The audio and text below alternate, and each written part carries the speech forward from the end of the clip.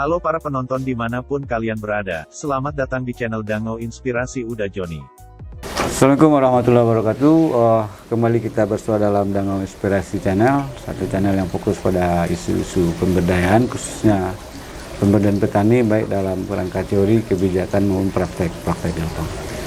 Sobat-sobat pemberdayaan, hari ini kita kembali melanjutkan diskusi tentang pertanian organik, lebih khusus lagi tentang lembaga sertifikasi organik yang sebelumnya juga telah kita diskusikan.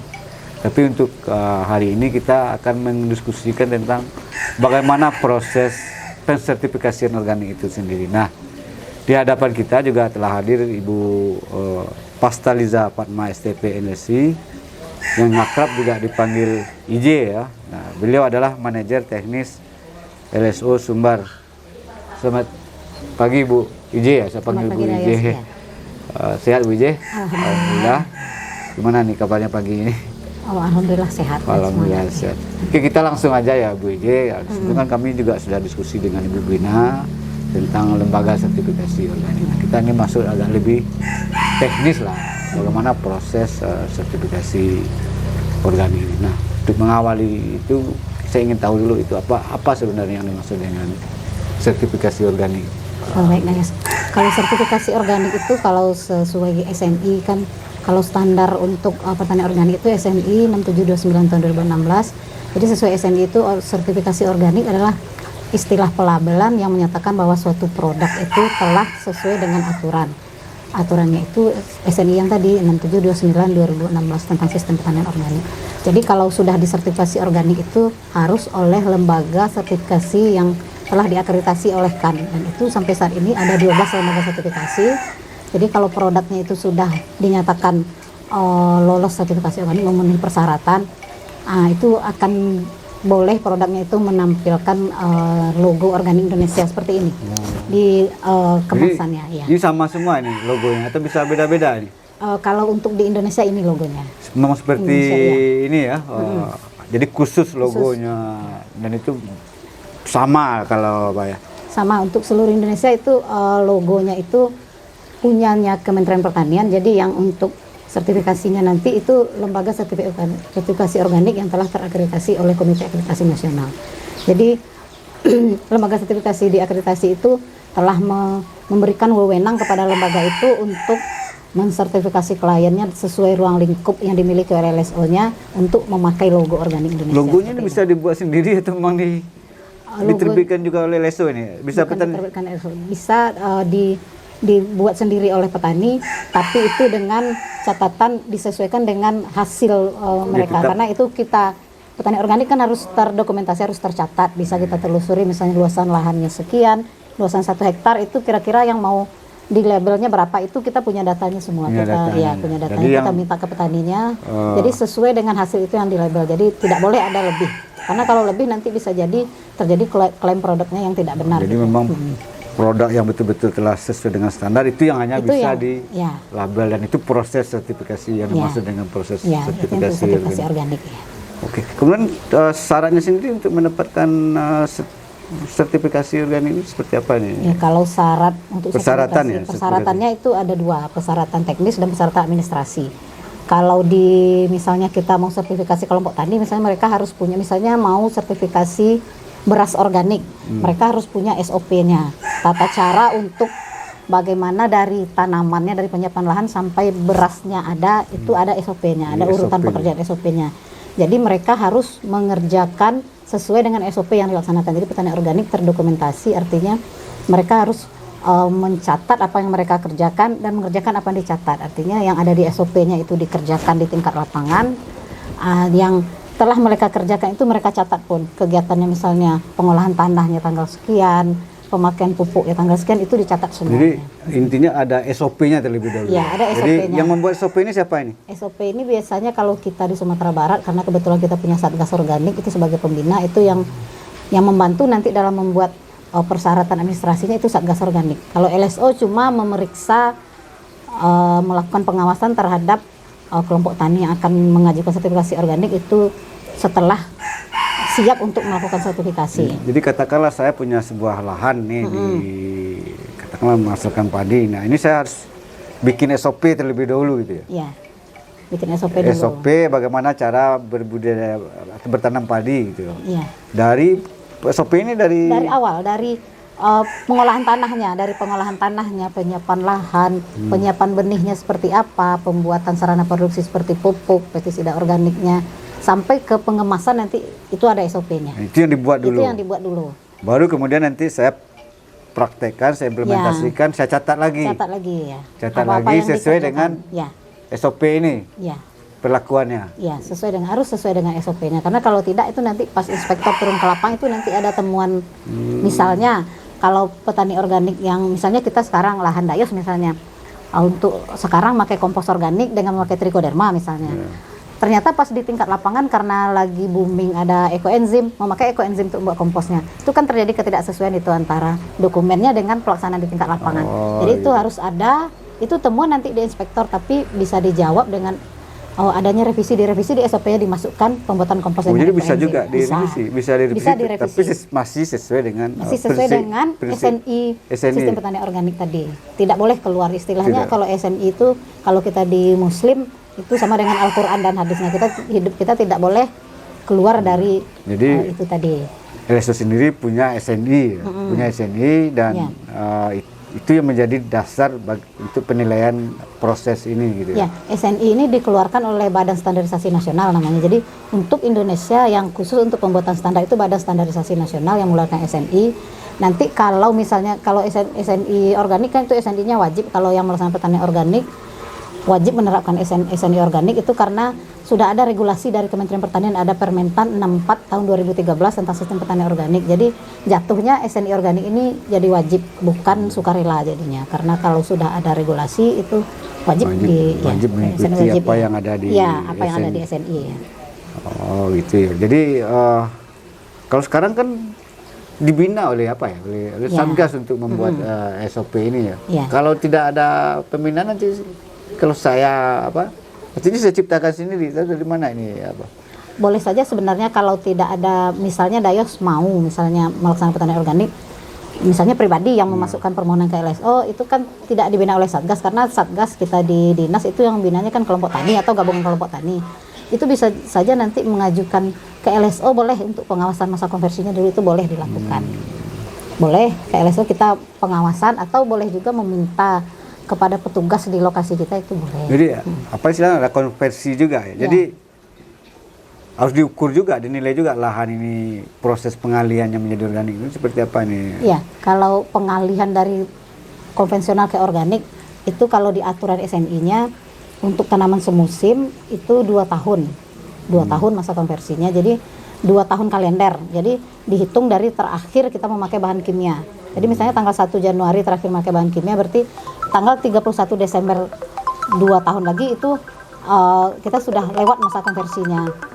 Jadi kalau untuk lahan yang masa konversi ini karena memang sudah memakai bahan kimia sebelumnya. Kalau yang tidak ada masa konversinya itu 3 tahun berturut-turut tidak pernah memakai bahan kimia sama sekali, itu boleh langsung diajukan untuk mendapatkan sertifikat organiknya. Oh gitu. Jadi kalau lahan baru yang belum terkontaminasi dengan bahan-bahan kimia itu bisa langsung ya? Bisa langsung diajukan proses sertifikasinya ya? Ya, tapi dengan syarat itu ada keterangan, ada yang menerangkan pejabat di daerah misalnya, atau yang petugas pertanian di situ yang paham dengan pertanian ini, bahwa memang di lahan itu tidak pernah ada input kimia sama sekali.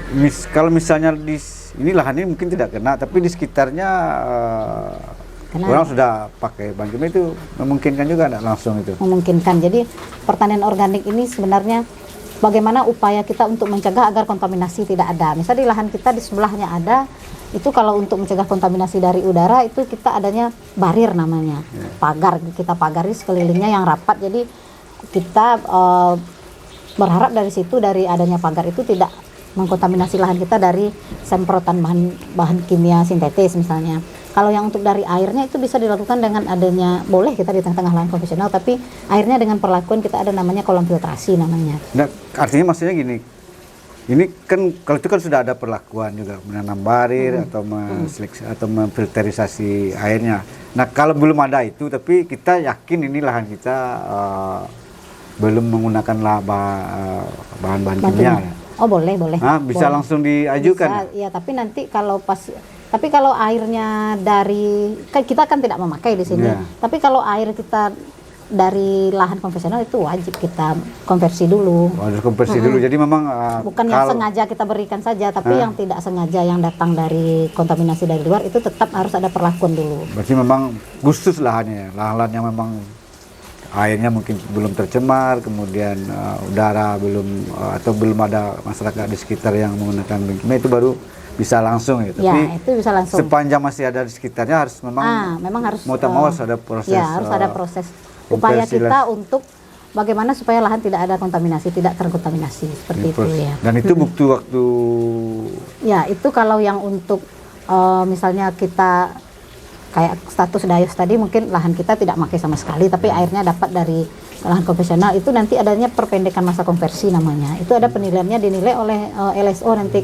Kalau misalnya tidak pemakaiannya hanya kita air yang dari kita tidak memberikan input untuk kita sendiri karena kita tetap pakai pupuk organik, itu ada perpendekan masa konversi namanya. Kalau yang biasanya untuk tanaman semusim 2 tahun, ini bisa diperpendek jadi 1 tahun, tapi itu dengan beberapa pertimbangan dari lembaga sertifikasi. Harus ada penilaian juga. Ya, ada penilaian dulu juga ya. dari lembaga sertifikasi LSO. organik ya. Berapa jangka waktu perpendekannya ini ya? Pokoknya paling cepat itu 1 tahun. 1 tahun. 1 tahun paling cepat.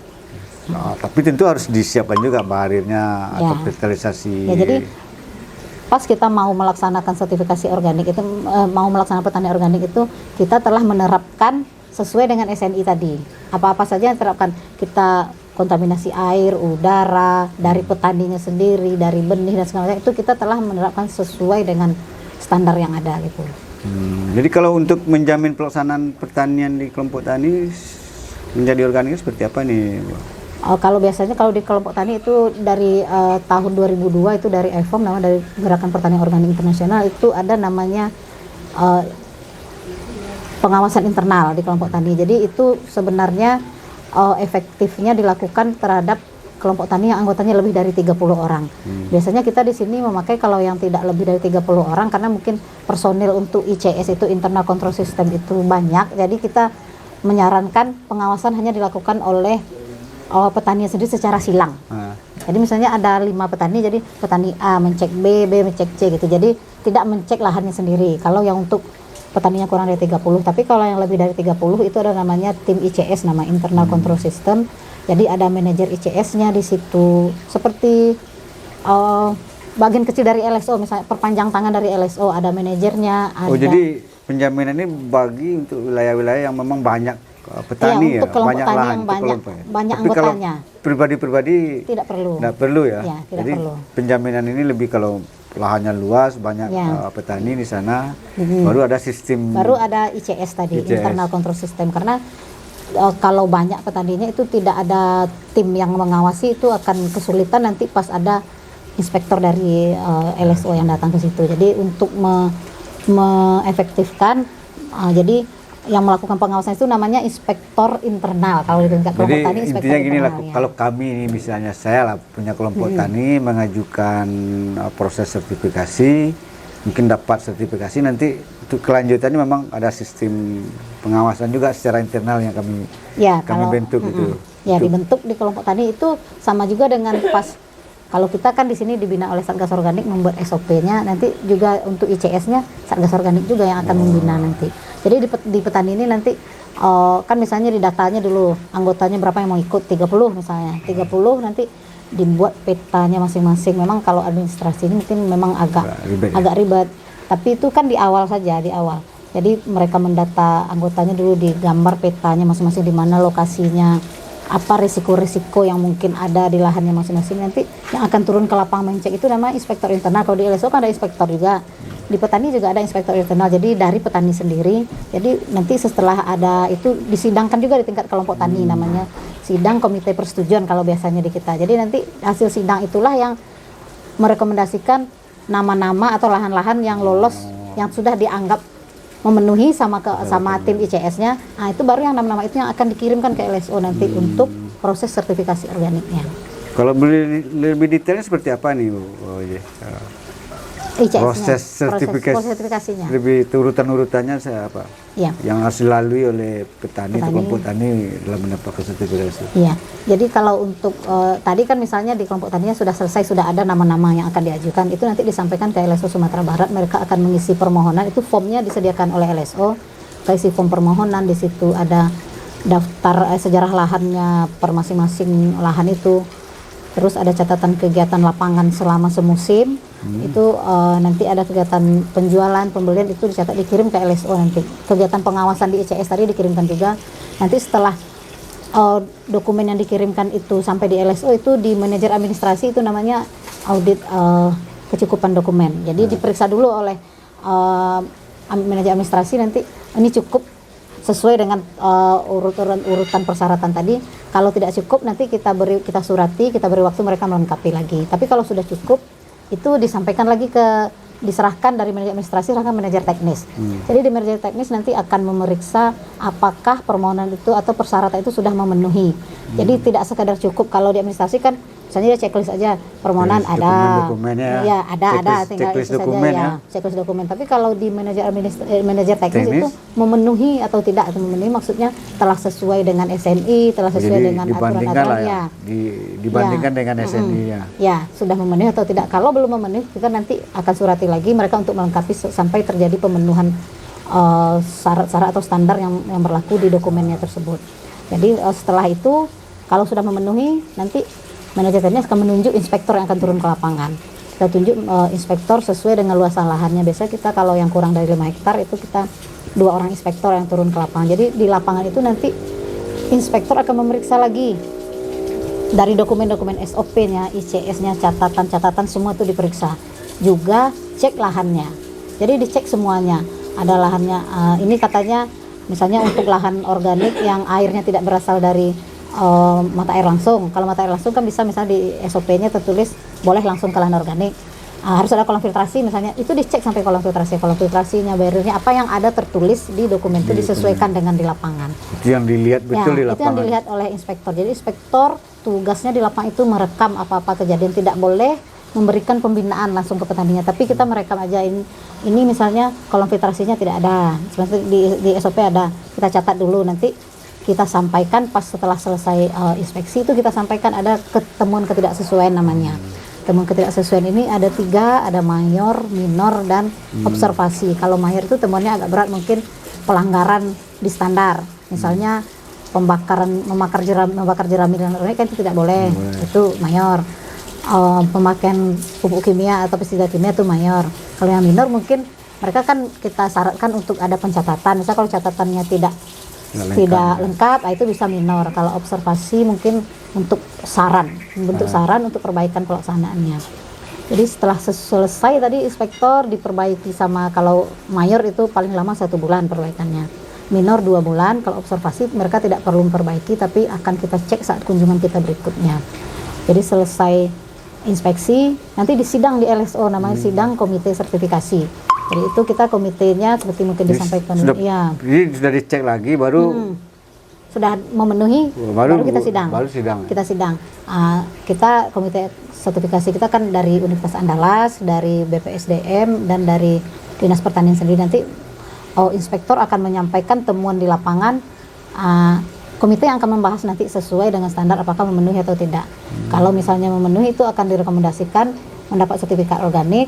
Kalau tidak mungkin ada beberapa perbaikan, dan itu kita sampaikan hasilnya ke klien yang mengajukan, lolos dengan ada sertifikat atau tidak lulus, ada perbaikan atau lulus dengan perbaikan gitu. Jadi kira-kira berapa butuh waktu itu proses mulai dari pendaftaran pengajuan itu 81 hari kalau sudah 81 hari ya, tidak sampai 1 musim tanam karena di proses sertifikasi organik ini kita memeriksa memang lama juga satu siklus, tapi tidak boleh sampai panen. Kalau sampai panen mereka harus ngulang permohonan lagi. Itu kita hitung 81 harinya karena kita mengingat kalau temuannya minor misalnya kan 2 bulan itu perbaikannya, kita hitungnya di situ lamanya. Tapi kalau sebenarnya kalau mereka cepat menjawabnya itu prosesnya tidak sampai 1 bulan itu sudah bisa selesai. Jadi Kalau memang untuk ini sekolah, proses ya. yang dilihat ya, bukan prosesnya. produknya aja, Ya. ya, bukan produknya. Ya, karena LSO kan lembaga sertifikasi proses. Oke. Jadi seluruh prosesnya yang Makanya dilihat butuh ya. waktu yang cukup lama ya. panjang lah ya, 81 81 hari. Karena Paling memang lama ya, paling lama. paling lama 81 hari. Kalau boleh tahu sekarang ada yang enggak di petani yang mengajukan atau mengalami sedang proses sertifikasi? Yang sedang proses sekarang kebetulan dari Politeknik Pertanian Negeri Payakumbuh itu pupuk organik. Pupuk organik. Ya, sudah selesai kita sidangkan, tapi memang masih ada beberapa perbaikan yang mungkin harus dilengkapi oleh klien karena belum memenuhi lah gitu sesuai dengan standar yang kita tetapkan. Oh, ada ya. Ada. Kalau yang bersifat lahan petani ya itu Lahan petani belum ada. Belum ada ya. Ya. Kebanyakan sekarang mungkin karena pupuk langka, jadi banyak yang ngajukan sertifikasi ini pupuk organik. Pupuk sekarang. organik, Iya, pupuk organik banyak ada ya. ada. Ada yang kalau ada yang petani-petani yang ingin mengajukan proses sertifikasi, mana nih apanya nih? Apanya? Kalau pupuk Ya. sama juga mereka harus punya SOP juga, harus gitu punya hasil ujinya. Jadi harus diuji di lembaga. Mungkin ini yang belum banyak dipahami oleh orang yang proses Iya. sertifikasi organik ini agak berbeda ya. Bukan hanya produknya aja Ya, gitu kan. karena proses kalau produk mereka cukup bawa produknya uji ke lab sesuai dengan aturannya, misalnya kalau sudah memenuhi itu bisa. Tapi kalau petani organik prosesnya memang ya. semuanya kita lihat dari petaninya, itu kita lihat karena petaninya ini punya ada komitmen enggak untuk melaksanakannya, atau petaninya jujur tidak. Karena di pertanian organik ini kan kita karena prosesnya panjang, memang mengedepankan harusnya petani yang jujur. Karena kita kalau LSO kita cuma melihat 1 kali per musim tanam itu kan bisa saja di rentang waktu itu kalau petaninya tidak jujur itu bisa saja terjadi ada pemakaian apa. Tapi memang kita mensyaratkan itu petaninya yang kejujuran. Kalau udah dapat sertifikat itu berapa lama berlakunya? Ya, masa berlaku sertifikatnya itu 3 tahun, itu disesuaikan dengan Permentan tadi, yang Permentan 64 tahun 2013 bahwa masa berlaku sertifikat organik 3 tahun dan boleh melakukan perpanjangan sertifikat itu 6 bulan sebelum masa sertifikatnya habis. Jadi prosesnya diajukan sama lagi dengan tapi kan tidak mengajukan permohonan saja, tidak mendata petani lagi, tidak. Kecuali kalau ada penambahan petani yang mau ikut, itu kita daftar lagi, kita bikin petanya lagi sama dengan di awal. Tapi kalau tidak ada perubahan-perubahan, Tidak ada perubahan, mereka bisa langsung mengajukan permohonan. Mengajukan permohonan.